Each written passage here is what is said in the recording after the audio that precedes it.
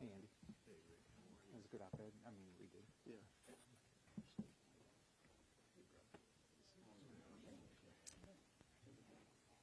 You right here? Okay. All right. Thanks, everybody, for coming. So I think most Americans believe you have to live within your means. You find out this is how much money I'm going to make, and this is how much money I get to spend. Might want to buy something else, but you don't do it. When you're in business, you know if you don't balance your budget, eventually the banks, wherever your lender is going to walk away from you. They're going to say, oh, you can't do that anymore. Up here, that doesn't seem to be the case. There's a belief up here that there is no limit what we can spend money on. It doesn't make any sense. As a parent and a grandparent, you don't say, you know what, I'm going to leave a whole bunch of debt to my kids and my grandkids. You would never even think about doing that. And when you look at who's getting impacted the most, just look at over the last 20 years as we've just dramatically increased the spending in this country. The rich are getting richer. Wall Street does really well, okay? And who gets hurt? The poor. Gas prices are up. Food prices are up. Housing prices are up. Look at somebody getting out of school today and try to buy a house. Look at just the cost of housing in this country. But everything is caused by reckless government spending. Now, if you just look at what's happened since the COVID, anybody have an idea where our population increase has been since 2019, since the pre-COVID year? How many, as a percentage, how many more Americans? The number is 1.8%. So there's a 1.8% increase in the number of people living in the country. But if you go back, if you go look at the Biden budget, it would be a 55% increase. 55% increase from pre-COVID. There's no chance that we're going to live within our budget, live within our means. You can do it. When I became the governor of Florida, Florida had not lived within its means for 20 straight years. Everybody says, oh, the states have to live within their means. Complete fallacy. Just borrow more money. The state of Florida borrowed an additional $1 billion every year for 20 years. We're going in default on some of our debt. So what we did the first year, we said, this is how much money we're going to collect. This is how much we're going to spend. And guess what? We did it for 8 years. We balanced about shocking. A state balanced our budget. And we actually paid off in 8 years a third of the state debt. We can do the same thing up here. Now, here's what I'm appreciative about the Freedom Caucus. They have put out their ideas, right? And if you think about it, there's two things we have to do. We have to say we're going to make some structural changes because up here, if we don't change, this is never going to get better. I've been up here 4 years. It's getting worse. The deficits are getting bigger and bigger and bigger. So two things. One, what they've done is they said, here's some ideas that we can do, and let's have a conversation. On top of it, they said, these are some ways, this is some areas where we can take some money back and save some money. Why don't we have a conversation about that? Who am I disappointed with? Joe Biden, Chuck Schumer. They don't even want to have a conversation. So this is wrong. So I'm very optimistic with what the Freedom Caucus has done. We have a great opportunity to start the process of doing what every family in this country does, businesses do, is living within our means. So now let me turn it over to Scott Perry.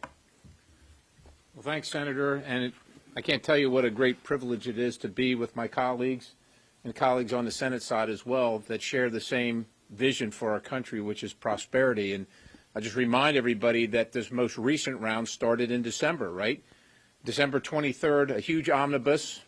A lot of people don't know what an omnibus was, but suffice it to say $1.7 trillion in spending that's generally unaccounted for, printed money or money created out of thin air. And then literally 2 weeks later, Janet Yellen comes out and says, hold on, everybody, we're out of money. Hit the credit card limit. You better fix this. Now, you telling me they didn't know that 2 weeks before? They knew it. They knew they were breaking the bank, but they didn't care. That's simply how it goes. They didn't care. Now, listen, we're not going to default on America's debt. Now, Freedom Caucus members have habitually not voted for debt ceiling increases because we didn't come here to bankrupt the country. But we understand that the Democrats forced this on us, and we've got to deal with it. We've got to govern. And so we want to be part of the solution. And so where we have never voted for something before, we thought it was important to say, you know what, we are part of the solution. Democrats are often critical of Republicans and certainly Freedom Caucus members of, as they say, not having a plan. Well, we have a plan. The plan is to shrink Washington and to grow America. And we gave them very specifics in the plan just over a Friday ago.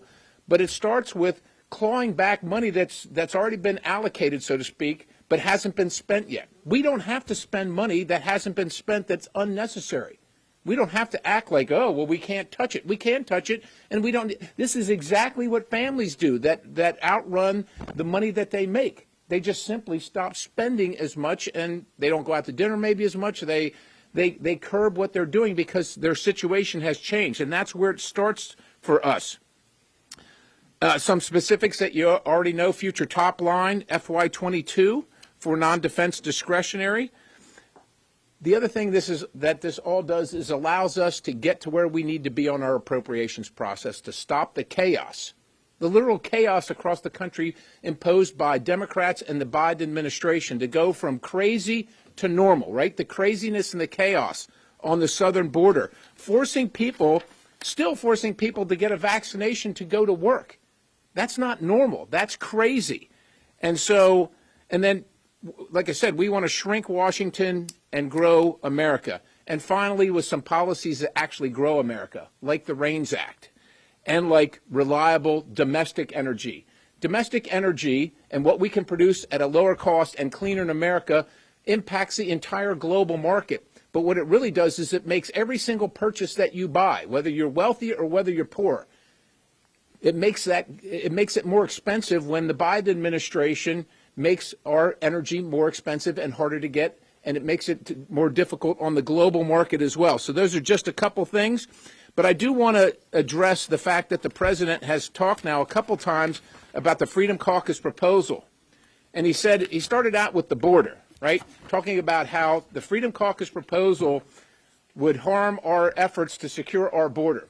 Well, that's like a pyromaniac trying to teach you about fire prevention. Like, is he serious? And so obviously I think at some point even the press kind of figured out, and even the Biden administration, that's probably not what we ought to talk about. So then he went to energy. He went right to energy. I'll remind you, President Biden's first act in the White House was to stop the Keystone Pipeline. This is American energy that he stopped. So apparently that didn't look too good to him. So now he's on inflation, saying this is going to cost all Americans more. I'll just remind everybody to a couple years ago, under a different administration, what inflation looked like. We have a solution here, and the solution is to stop the craziness of the Biden administration and get back to normalcy by shrinking Washington and growing America. I would like to now recognize my good friend and your friend, Mike Lee, the senator from Utah. Mike, Senator. Look, this is tyranny, and we've got to stop it. Out-of-control spending is causing all sorts of problems. For the average Utah family, it's costing about $1,000 a month more every single month just to live, just for basic monthly household expenses relative to January of 2021. All this has come about as a result of excessive, out-of-control federal spending. And it's not limited to inflation. The inflation that it causes, the other forces set off other dynamics that result in things like the failure of Silicon Valley Bank. Just met with a whole room full of bankers just a couple of hours ago who acknowledged the fact that excessive federal spending resulted in other things that caused other things that resulted in that failure. And, we have to be mindful of that. So this isn't just any ordinary debt ceiling increase. It's a debt ceiling increase that's come after more than 2 years of heavy inflation. Inflation that we were told at first was just short term. It was transitory. It turned out to be rather something not that, quite the opposite of that. This is a longer term problem for us now. And it's going to cause all sorts of other problems. We've got to take it down. While we're on that note of any ordinary debt ceiling increase, keep in mind that over the last half century or so, we have raised the debt ceiling a number of times, and at least, I don't know, it's like 35, 40% of those times, there are conditions attached to it. It makes a lot of sense when you do that, just as when you were increasing, I don't know, your credit limit, your borrowing limit as a business, as an individual, as a family. You'd want to have some sort of plan to make sure that you kept it under control. When would be a more appropriate time to do that than now? And yet, all of a sudden, our Democratic leaders are pretending as if this is like apocalyptic stuff. This is Book of Revelation stuff. This is men and women, or dogs and cats living together in the streets. The apocalypse is coming because Republicans have had the audacity to suggest conditions attached to a debt ceiling increase. If not now, when? If not who? If not us, who? And we got to take this by the horns. Now, this morning I was on the Senate floor, and I heard the Senate Majority Leader speak on this issue, and he spoke quite derisively of Republicans who are demanding that we attach conditions to this. Of course, not acknowledging the fact that attaching conditions to a debt ceiling hike is not anything new. He then said that what those Republicans are trying to do is to cause a default. This is doubly wrong. Doubly wrong. First, because that is not a default. You can blow past the debt ceiling increase deadline, so to speak, and then it just means the government can't borrow more. Yes, that causes problems. Yes, we'd have to figure out what to cut, what to not cut. But that is not itself a default. It's a situation where we'd have to address something. We're not even suggesting that we do that without raising the debt ceiling. All we're saying is, let's deal with the conditions. Secondly, it's wrong for him to say that they're flirting with the default. They're trying to cause a default because he's the one saying he won't accept any conditions, notwithstanding the fact that conditions have, for a long time, been a norm that we've often resorted to. Not enough, in my opinion, but we have resorted to them. So if what he's really saying is, we will refuse, if he really does believe that not raising it equals default, and if he's really saying he's willing to cause that kind of default as he's now defined it, then he's saying that he's willing to cause a default. Right. I really applaud the people that I'm standing with here on this stage. These members of the House of Representatives who on their own initiative have gone out and done some very difficult work to try to figure out solutions for this moving forward. Among the other things that they've proposed doing, including capping spending levels, identifying areas where cuts need to be made, clawing back certain revenues, they've also addressed the fact that it's helpful to us when looking at our debt ceiling package to look at the revenue side, look at economic growth. What is it that we could do to promote economic growth? One of the greatest things we could do in that area is pass meaningful regulatory reforms like the REINS Act, which is what they've suggested that we do. The reason for that is most of our laws, measured by word length, volume, weight, economic regulatory impact, are not made by elected senators and representatives. No, they're made by unelected, unaccountable bureaucrats. This results from decades of Democrats and Republicans for both chambers proposing these laws that say we shall have good law in Area X, and we hereby give to Agency Y the power to make and interpret and enforce and adjudicate laws. This is tyranny. James Madison said in Federalist 62, it'll be of little benefit to the American people that their laws may be written by men of their own choosing, that those laws be so voluminous and complex they can't reasonably be read and understood by those subject to them. If the people can't even understand what the law is from day to day, we're there now. Last year's Federal Register, 99,000 pages long. Not only are those laws too voluminous, complex, and ever-changing to provide anyone any semblance of fair notice and due process, they are not even written by men and women of our own choosing. I applaud these brave men and women, and I stand with them. Thank you. Thank you, Senator Scott, Senator Lee. It's great to be with you as members of the Freedom Caucus talking about something that is actually an existential crisis. And so let's just consider what the House Freedom Caucus proposal entailed. It entailed wanting to cut wasteful, weaponized, and woke spending programs to get this nation back on track. That's all it was. It's a common sense approach. We sit at $31.4 trillion in national debt today. The Biden budget plan, what they propose is a $20 trillion increase to take us to $50 trillion in national debt by 2033. And over the next 2 years, they want to raise the debt ceiling by almost $4 trillion. That's astronomical. So what did the Freedom Caucus do? They said, well, look, none of us have ever voted for a debt ceiling increase, but we would entertain it. We would consider it if we got some conditions, some things that might actually help the country.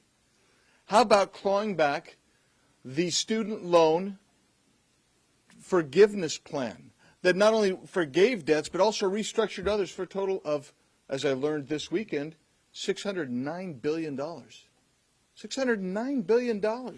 How about doing that? How about cutting Biden's invasive IRS army? House has already passed it. We need the Senate to take it up. That's another $80 billion. How about elimination of the wacky, crazy Green New Deal tax credits and subsidies? That's $350 billion. Now you're talking real money. You're talking $1 trillion. And in a nation where we have a structural debt every month, structural deficit every month of $100 billion, you can push out that debt ceiling, necessity of a debt ceiling increase by almost a year with some common sense, rational plans. It's real simple. And not only that, we're not proposing anything like I'm filtering here, what our Commander-in-Chief has proposed with regard to the budget. We're not touching Social Security retirement benefits. We're not proposing anything on a reduction in Medicare benefits. And we sure as heck aren't saying let's cut the border security funding. Not like this administration is doing in their budget proposal. We actually will immediately save more than $1 trillion with the cuts and the rescissions that we've proposed. This is the vehicle to get us moving back in the right direction. And in a country where the main driver of inflation is really one thing, and that is the out-of-control federal spending, this is an opportunity to turn back the clock on inflation. And then you throw in the fact that we have an energy policy plan as well, and get our domestic energy production going again, and that will reduce costs about 40%. Because you know who's getting hammered the most? It isn't the White House. It's not the folks that live in that bubble. It's the American citizen, the men and women who live in this country. And it's time we do something to help them and stop playing games. And I tell you what, if we enact the House Freedom Caucus plan, you don't need to raise that debt ceiling tomorrow. You don't have to raise it in August, because we will start bringing down that monthly structural deficit, which drives the increase in the national debt, which in turn drives your inflation. Let's stop it now. With that, I am pleased to stand with my friends from the Senate, and I will, and the men and women of the House Freedom Caucus, and I'm now pleased to throw it to my good friend from Texas, Mr. Chip Roy. Thanks, Dan. Well, thank you all for being here. I thank Senator Scott and Lee for joining us here, along with my colleagues with the Freedom Caucus. And I always, say it's great to be back, but it's always better to be in Texas, just to be honest. But it is great to see my friends. Look, I can't figure out which way the administration wants to have it. You got the director of the Office of Management and Budget who says that our plan wouldn't do anything for deficits or for debt. But then, out of the same mouth, they come out and say, we're cutting everything. Oh my gosh, right? Women and children all across the country are going to be suffering because of what we're cutting. Well, which is it? Right? I mean, the truth is what we're doing is trying to address an actual problem. A problem that this administration, and frankly for too long, both sides of the aisle here in this building have refused to actually address, which is a massive spending problem, racking up debt, but more importantly, a spending problem that is empowering bureaucrats to the detriment of the American people. When I go home to Texas, not one person I represent comes up to me and says, will you please give more power to bureaucrats? Will you please give more regulations, give more control to the government to interfere with my life and my well-being? Not one. Not one of them ever comes up to me and says that. But yet, that's precisely what this administration wants to do.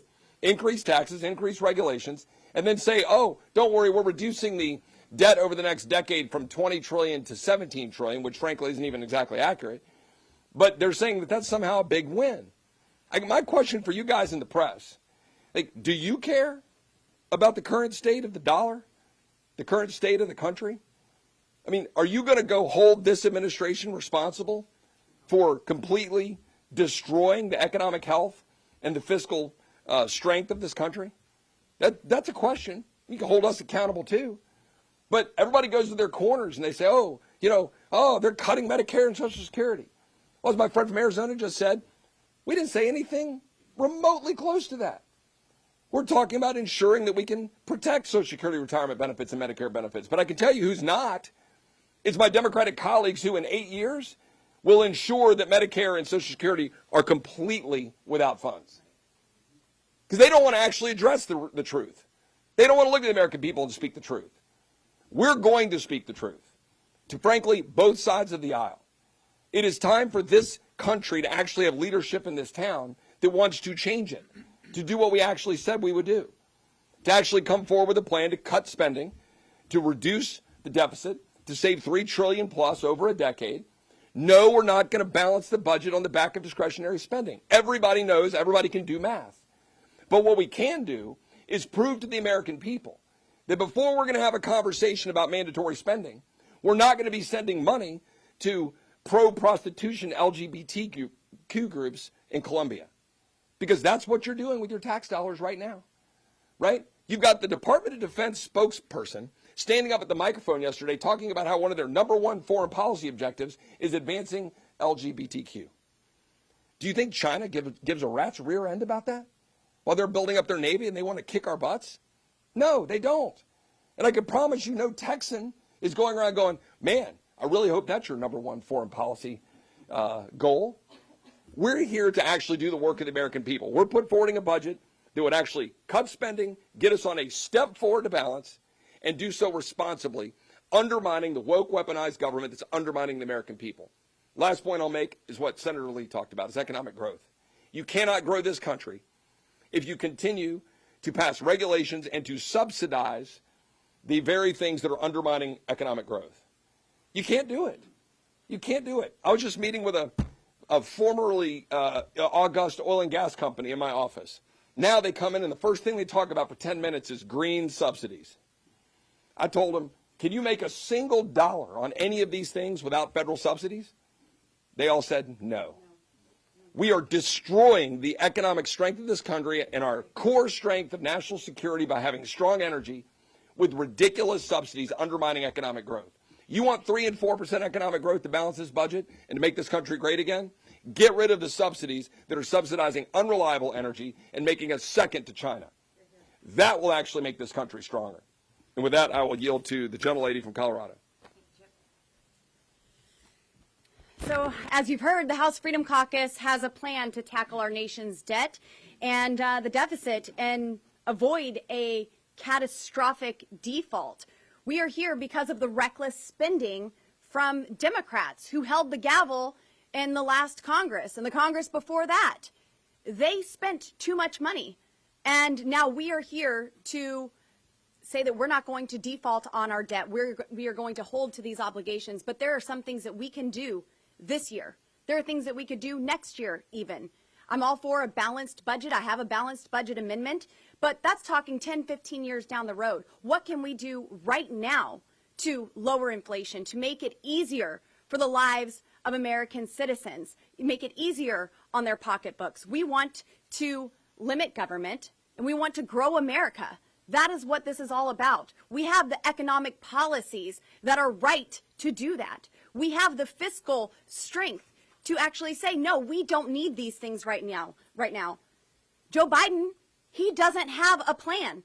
All he has done is lie about us. He has lied about what we've proposed and demanded that he get his way, which is more debt with no cuts and no reforms. That's more suffrage for the American people. They are hurting. And instead he wants to lie and say that Republicans are going to make the southern border unsecure, that Republicans are going to cause an energy crisis. No, Joe, you already did that on day one. When it comes to the serious issues of meeting America's financial obligations, Joe Biden is acting like a child. Mr. President, the House Freedom Caucus, the only caucus who has released a plan to address this situation created by Democrats, meets tonight at 7 p.m. on Capitol Hill. Instead of avoiding the real work of governing by lying about your plan, I suggest you set down the ice cream and come and join us. Let's talk. Let's talk about how we can move forward. And if you do attend, I hope that you bring some teleprompters. We may be able to provide some. But if that is the case, I would prefer they be turned around so we could just read them ourselves. We'll probably get along a lot quicker if we do it that way. But listen, if there's not a specific plan, part of our plan that you don't like, let's talk about it. But enough is enough. Enough of these games where you send your press secretary to do your political spin games. We know she's lying when she opens her mouth. The American people see it. It's time that we move forward to address these real issues. And I'd remind Mr. Biden that America saw what the House Freedom Caucus is made of in January. Lies don't move us. Media coverage doesn't move us. Attack ads don't move us. Policy moves us, benefiting the American people, doing what we said we were going to do, the promises that we made to be leaders, to be principled, to be strong, to uphold the Constitution, to do what is in the American people's best interests. That is what moves the members of the House Freedom Caucus. And if Joe Biden is unwilling to talk about those policies, then when the shutdown comes, it's on him. When moms and dads get laid off and when unemployment doubles and the stock market collapses, remember, Joe Biden sat on his hands while we urged and demanded action. I want to thank the senators for having us here, and I'm proud to be joined by my House Freedom Caucus colleagues. And now I'd like to turn it over to my good friend from Virginia, Bob Good. Thank you, Congressman Boebert. I also want to extend my thanks to Senator Lee and Senator Scott joining Chairman Perry and hosting this press conference for us here today. I want the American people to know, we want the American people to know that hope and help is on the way. This is not yesteryear's Republican House conference.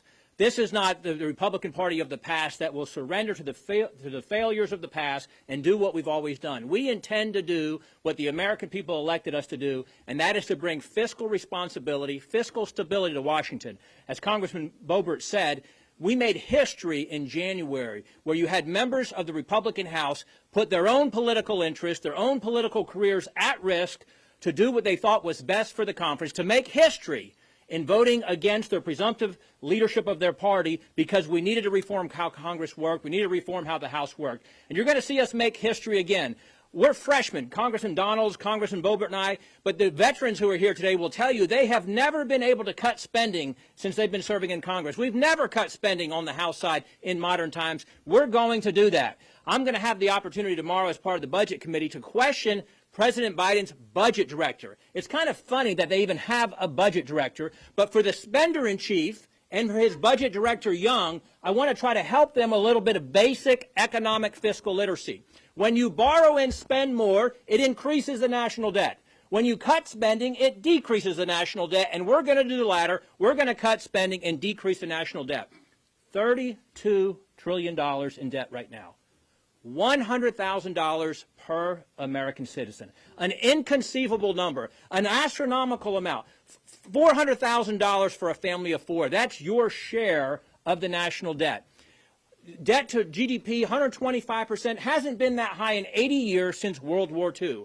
And what is this president's proposal to respond to that? To pour gasoline on the fiscal fire with a $7 trillion more than $2,000 or more than $20,000 per American citizen, $7 trillion, to spend more than $20,000 per American citizen in the next year, borrowing an additional $6,000 per American citizen. Every time you say a trillion, that's $3,000 per American citizen. We're not going to let that happen. The House Freedom Caucus is committed to leading, helping the Republican House, which is united on this. The Speaker is united on this. The narrative and the conversation has changed, not to will we cut spending, but how much spending we will cut and how we'll cut that spending. That's the new narrative. The House Freedom Caucus is leading on that. I'm proud to stand here with my colleagues today, and I want to introduce Michael Cloud from Texas. Thank you, Bob. You know, it's been often said that you can't fix a problem with the same kind of thinking that created it, yet Washington continues to do that on a regular basis.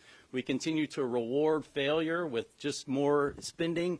Washington will spend billions on a program find out that it doesn't have the results and maybe even has the opposite results, and, well, the solution is, well, we just must have needed more money.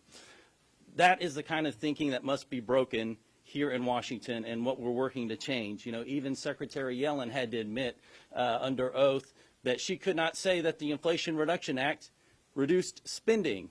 We know that American families are suffering from massive inflation. Why? Because of huge government spending. Yet what does this White House put out? A proposal that increases spending. It's the circular logic that's just crazy and falls apart under any sort of scrutiny. And the chicken little messaging coming from the left is extraordinary. Just, oh, the republic's going to end somehow if we find savings for the American people. And all we're saying really is to go back to pre-COVID spending. Now, most Americans, that's like, well, the pandemic's over. That sounds quite reasonable to me. Only in Washington is that the world's going to end if we go back to just what we were spending just a couple of years ago before a massive pandemic hit our country. We can do this. There's a lot of ways we can find to cut. This government has a massive case of mission creep. And we just think, you know, that maybe there's some things we should stop funding. We should stop sending money to the bureaucracy to do bad things.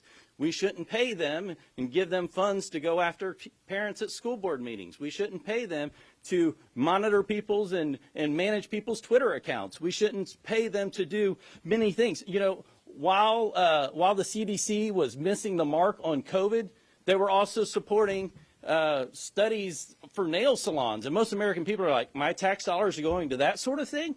No, we've got to bring this government back in check. Let's get back to sound fiscal policy. Let's put this government back to good governing. And the absurdity of the Biden administration, you know, I'm from South Texas. Every day, my district is dealing with what's going on at the border. And for him to somehow say that the Freedom Caucus is out there doing anything, we've been out front in the messaging of the fact and bringing the solutions of what needs to be done to fix the crisis at the border that he has all done everything he can to exacerbate. But this is the kind of crazy thinking that comes from the left. They're like, well, we're spending $140 a day per migrant.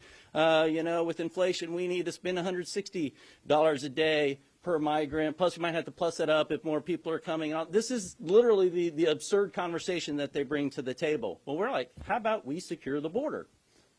Sounds reasonable. It'll also protect our families. It'll save us. There's a lot of things we can do to bring this government into check, to pull back on the woke and weaponized spending. And before we ask the American people, before we take out another loan using them as collateral for stuff this government wants to do, all we're saying is, hey, let's check under the couch cushions maybe. Let's see if we can find some money that's hanging around somewhere that doesn't need to be spent on maybe some wants, and let's put it towards some actual needs of this federal government. Let's look what we can do to go forward to, again, get back to pre-COVID spending. That'll put us on a strong fiscally responsible path toward what's going on.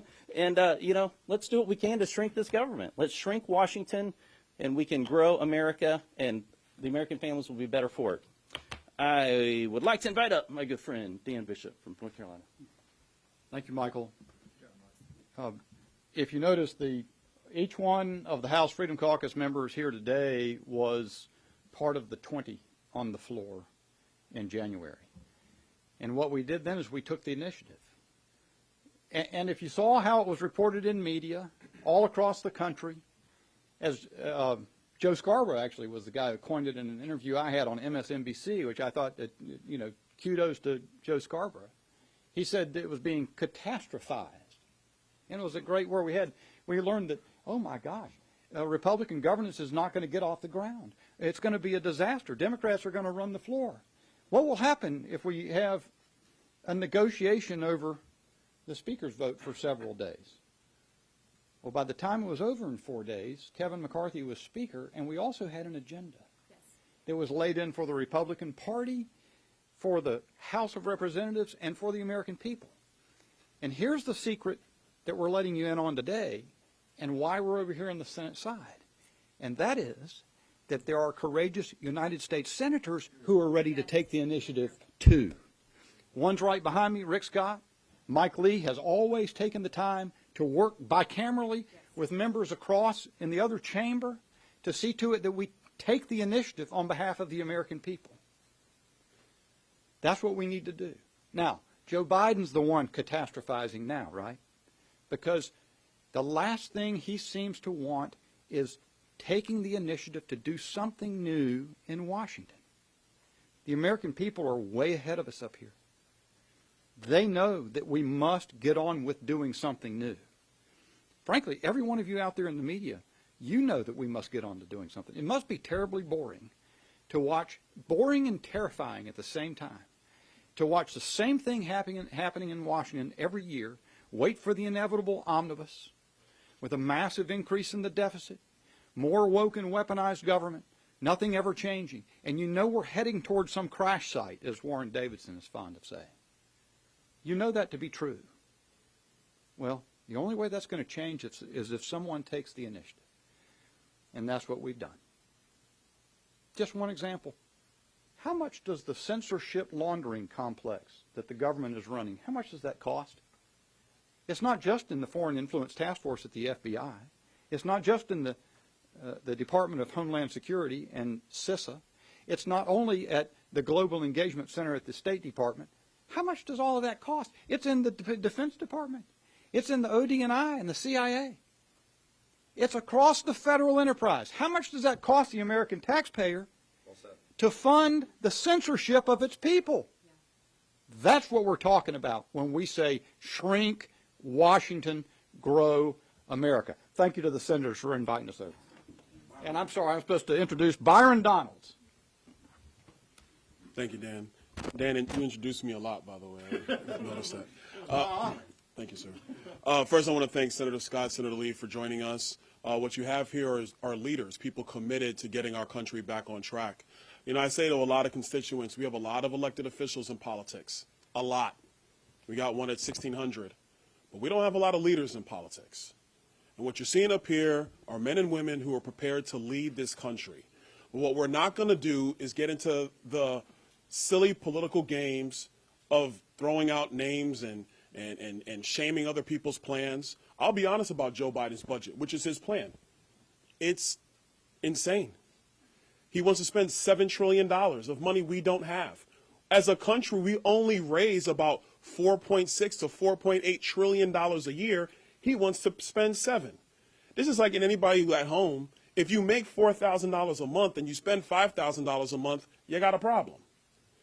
If Joe Biden was your husband, he would say, honey, I know we only make $4,000 a month, but let's spend $7,000 a month.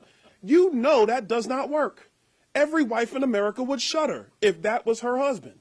And what we're doing up here is saying we have to get back to basics when it comes to spending. Spending money back to pre-COVID levels only makes sense because COVID is over. Even Joe Biden has finally admitted to that. So let's get back there. And to our colleagues, both Republican and Democrat, we have to get serious about the fiscal outlook of the country. We cannot just continue to follow CBO baselines as if they are the holy grail for how we spend money in Washington. The Congressional Budget Office works for us. We should be looking at the baseline and saying, what can we live with spending today because we don't have money and our future are the people who are really going to suffer as a result. Last piece, to the press secretary over at the White House who said that our plan is to create a 5-alarm fire, you're lying. I wish you would just take an economics course. Because spending money the way Joe Biden wants to, that is the 5-alarm fire. If Joe Biden truly believes that his border plan, spending more money for this radical asylum process that he has, is only going to make matters better in the country, go ask the mayors of Chicago and New York, because they're asking the federal government for money to take care of the migrant problem that Joe Biden has brought to the United States. We have to be serious. We have to be adults. So, like Congresswoman Boebert, I invite the president, come on down, man, let's talk. We'll have a very good conversation. And maybe we finally will get somewhere as opposed to this back and forth between the TV cameras. But we got to get serious. We have to lead. So I'm glad for my colleagues here. And I challenge the other members of the House and the Senate, let's just sit down and start going through spreadsheets, guys. Line by line, let's figure it out. That's what families do. That's what the American people want us to do here on Capitol Hill. I yield back. Now, if you want to close this out before we go to questions. Yeah, let me just, to Senator Lee and Senator Scott, thank you for being here. For all my patriots here, I'm not going to repeat what's been said. Let me just say that what these 20 did, what we did hadn't been done since 1923. We didn't respond to robocalls against us. We didn't respond to the press. We knew what we were doing was right. And folks, I'm reminded, I was on the airplane today and I saw an old Wall Street Journal had a picture of a drowning child. He was coming up, gasping for breath. And that's how America is. We're gasping for breath. I'm tired of hearing of 10-year budgets. I'm tired of hearing a 5-year budget. What Byron said, and so many have said, we're going to present a budget that actually balances within the 10-year time frame. And we're going to be able to see this year, how spending is going to be cut and how we're going to start the path toward getting on a financial footing. Economic security is national security. The Republicans just got back from a conference in Orlando. It will scare you to death about what China, Russia, and the challenges that we face. And now more than ever, we've got to save this country. We've got to make sure that we're going to survive it. And it's not going to be easy with this administration. When I heard of the Biden budget, it made no difference to me. When he said, a clean debt ceiling with no cuts, that's all I need to hear. But like Byron said, let's talk about it. I'm not sure he's got anything to offer or the cabal that he has running the country. But anyway, we're serious. The 20 are not going anywhere. And I'm just thankful that we've got senators now who are willing to step up and meet the challenge. Because, folks, everybody's feeling it now. You in the media, as Chip says, you know it. Take a look at your pocketbook. What is your pocketbook? Name anybody in this country that has said this has not been affected in a negative way. When you got dental hygienists calling me like they did the other day that can't buy insulin for their child because of the price of gas, eggs, you name it. Folks, we're on life support. We got to stop it. We got the people around here to do it, and I just want to thank them. Help us do this. You know we're right. We can't continue on this path. And just as each of you are feeling what's going on in this country, let's alert the country, and we're going to have it in black and white so people can see what we're doing, and we're proud of it. Thank you so much, and thank you all for putting this on. Take some questions. We're on the Senate side, so, ma'am, If we can stay on, let's talk about the debt. stay on ceiling. topic Yeah. if we can. Related question on the debt ceiling, but it does sound like Speaker McCarthy is the one who's really taking the lead for Republican. McConnell seems to be letting him do that with Biden. But after talking to him in Harrison and in Orlando, it sounds like those discussions have sort of come to a standstill. I mean, what's your sense of where McCarthy is in those conversations with the White House? And do you have faith in him to be able to broker a deal that you guys can actually get behind? Well, we do have faith in him. He's our speaker. But look, the president's the one that said he's looking forward to another meeting. It seems to me the president can schedule the meeting right now.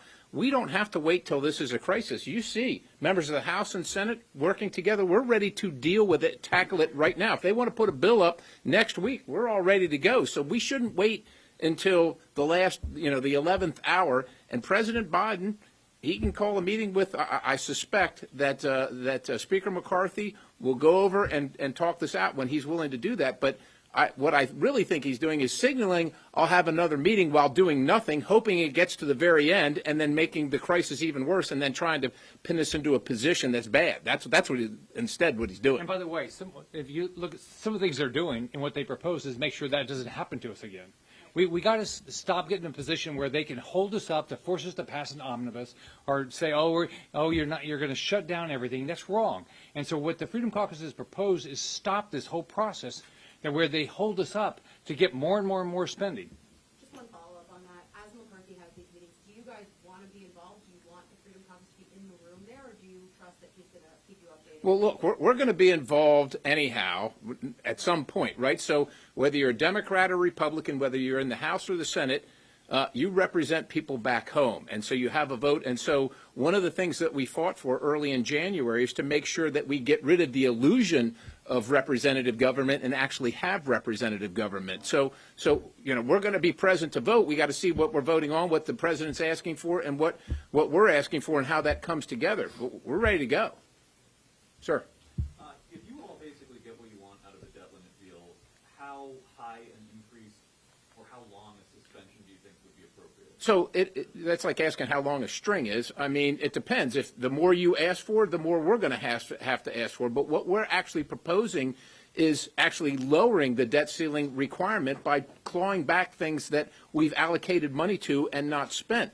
And we think that that's a healthy, reasonable conversation. We'd like to have that. So if we're going to have a real conversation that includes that, the limit can be much lower. And that's something that makes it easier for each one of us to take in and deal with. But what we ought to be doing is do what every family does. Go through your budget. Right. We're not doing budgets up here. This is the craziest thing in the world. When I was governor of Florida, there's 4,000 lines of the budget. We went through every year. We had a written purpose for it. We ought to be doing the same thing up here, but if you have no conversations and you're just ominous crammed down your throat at the last minute, we have no ability to control any spending. We can do this. I was there when he did it. He's absolutely right. Sir. I have a question for Senator Scott. Senator, are there specific spending cuts that you would like to see? And also, given the market vulnerabilities that the banking failures that brought to light, do you have any second thoughts at all about playing hardball with the debt ceiling? Well, first off, what's causing all these problems is the fact that we're not living within our means. That's causing the problem. It's not that we want to make sure something good happens with the debt ceiling. And the way to do it is we could go example after example. If we went through a budget, why do we have 77,000 empty federal office buildings that we keep funding? If you went through a budget, you would eliminate those every year. We would never get to this point. That's what every family does. You don't just say, well, I just spent like that last year. I'm going to spend it again. We can get one more question, guys. Yes, ma'am. We've got some budget committee members here. You all have laid up some specific ideas, but help us with the process going forward. Are you going to require that House Republicans pass a budget first? Do you expect that to happen? Well, that process continues, but they're not. Yes, ma'am. And if the Republicans don't do that, then what? That's sort of the first line of defense, and do you expect it to be? Republicans are going to pass a budget. You don't have to worry about that. But the debt ceiling issue still looms, right? And so what we're saying, we've put out a plan early on so that we can address it, so that we can show that we want it to not be a problem and that we can move on to other issues as we should. And we're ready to go right now. That's the message. We have a plan. We're ready to go right now. There's no reason this needs to be a crisis, needs to be a crisis now, or needs to be a crisis in the future. If the president wants to solve this, we're all here, and we have a plan. If he's got a different plan, let's see it. But look, $7 trillion in spending is not that's not going to be acceptable. Now, he's probably going to want something. We're going to want something a little less. He might want something a little more. It has to start with conversation, and the position he's taking generally of I will not negotiate it's unacceptable to the American people. It will not solve the problem. We have a plan. We're ready. Let's get after it. Let's fix it, and let's move on to save our country. Thank you, guys. Good job. Good job. Senator, appreciate it.